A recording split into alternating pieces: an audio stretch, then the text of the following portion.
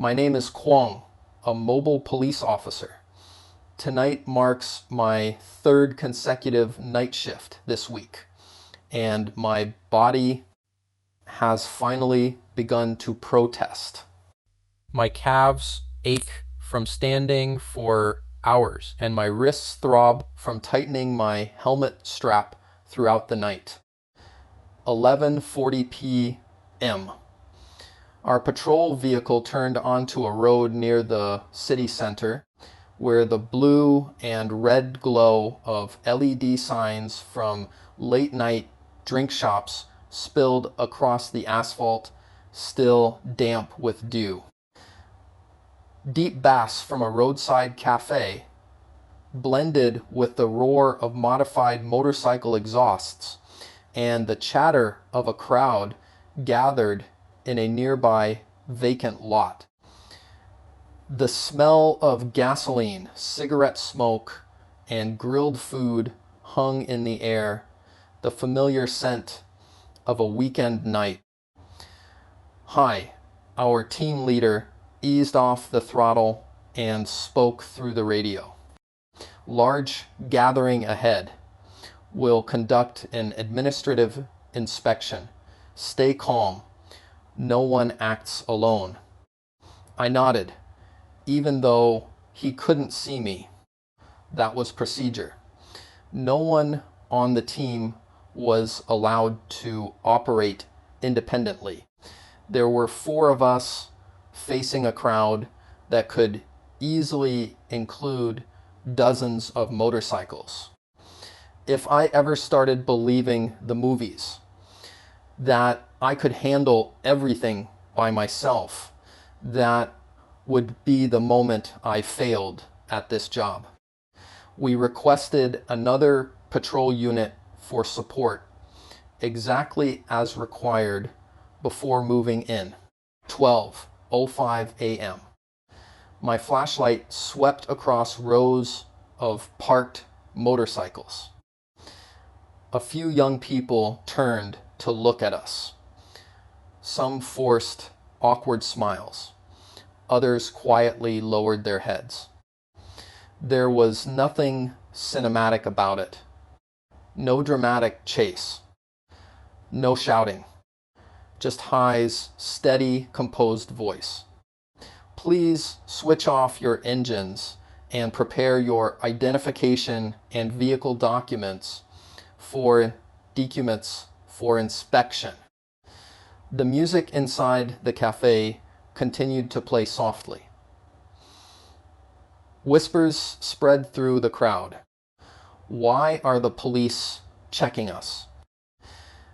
A girl laughed loudly, then abruptly fell silent as she sensed the atmosphere change. I approached the nearest motorcycle. The rider looked about 18 or 19 years old. His hands trembled slightly as he pulled his ID card from his wallet.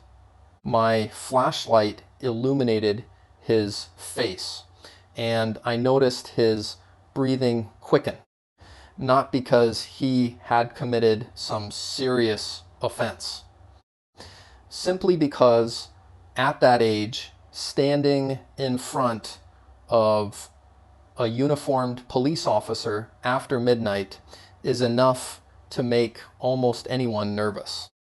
I lowered my flashlight so it wouldn't shine directly into his eyes. Take your time, I said. There's no need to rush. He nodded, still fumbling with his wallet. I checked the photograph, compared it with his face, recorded the information in my notebook, and moved on. No lectures. No show of authority. Just doing my job.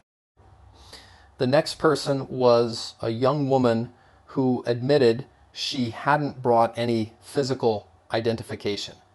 She only had a photograph of her ID stored on her phone.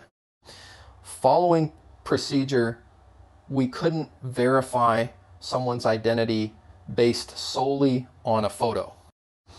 I recorded her information and calmly explained that she should carry the original document next time. Since we didn't have sufficient legal grounds to make a definitive determination on the spot, we documented the situation and explained the proper procedure. She looked worried. "Am I going to be fined?" she asked several times. I answered only what I knew for certain.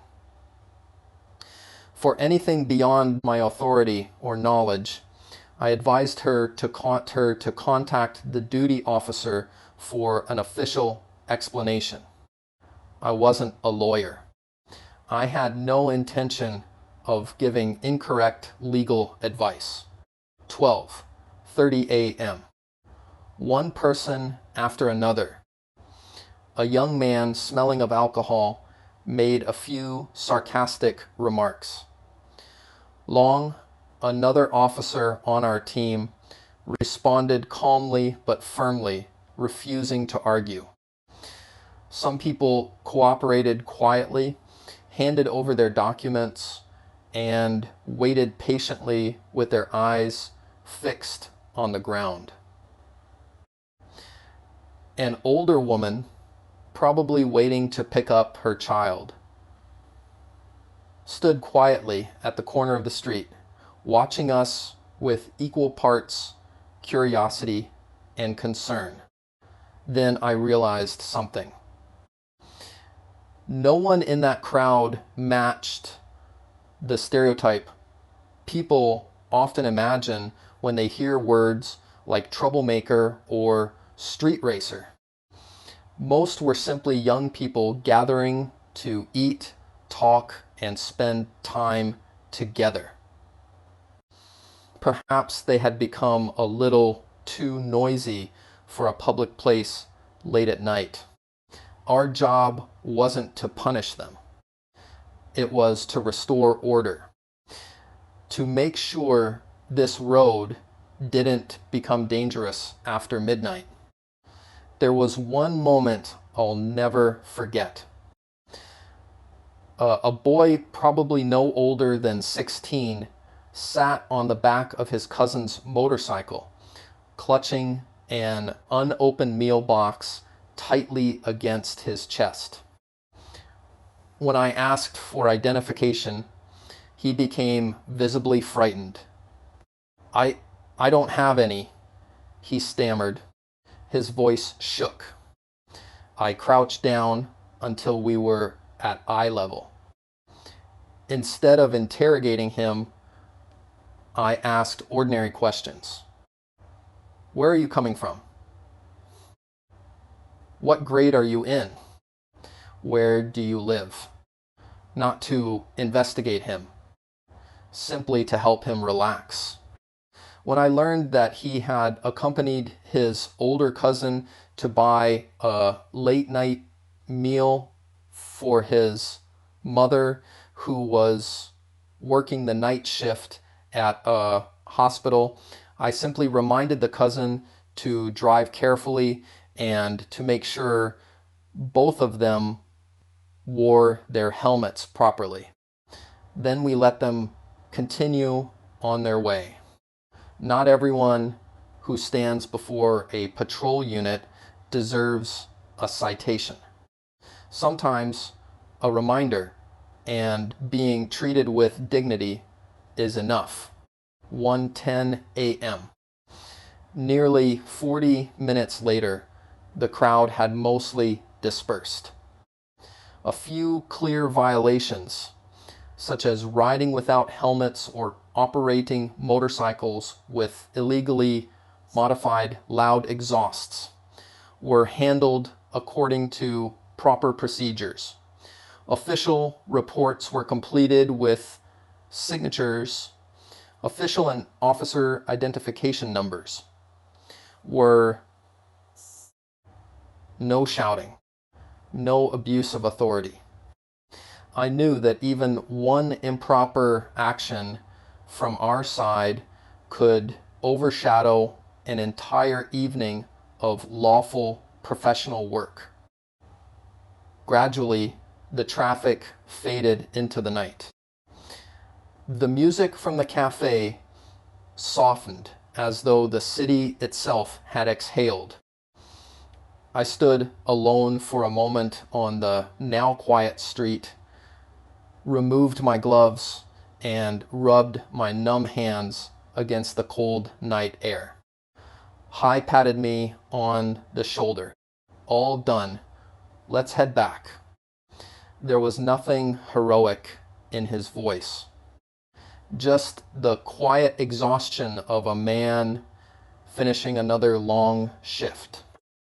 On the drive back, I watched the streetlights slide across the windshield. I thought about the boy carrying the meal box, the young woman who had forgotten her identification, the mother waiting anxiously on the sidewalk. None of them were villains. They were simply people living ordinary lives, occasionally making small mistakes. And we, the officers in uniform, weren't there to punish them. We were there to make that road and that night a little safer for everyone.